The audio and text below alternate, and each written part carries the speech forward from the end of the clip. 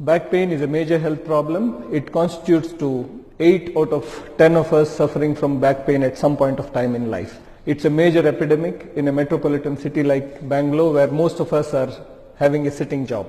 So friends, no matter who is sleeping next to you, you need to safeguard your blanket. Not everybody needs a diagnosis. Think of it. Today morning when you get up, you have a severe back pain, catch in your back. Do you think you need an X-ray? Of course, the answer is there. No. When do you need an X-ray? Not the doctor, not the physio, not the bed rest, not the painkillers. It is the nature which heals. Given time, in 3 months, 90% of the people become all right on their own. Now, how many of us have the patience or ability to hold on to not going to doctors for 3 months? Friends, what to do, what not to do?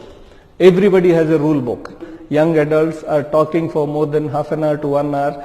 Invariably, the discussion will end in who is the best spine surgeon, which hospital is better, whether acupuncture or Ayurvedic massage, endoscopic or microscopic discectomy, or lot of things that they talk about as though the next biggest threat to the world is not anymore nuclear weapons, it is neck and back pain.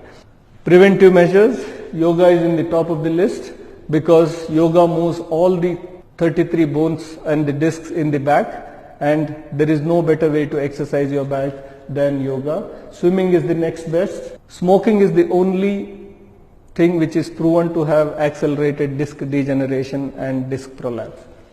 Weight gain for obvious reasons is not good because it's going to be mechanical disadvantage for your spine. It's going to pull your spine forwards and strain it much more.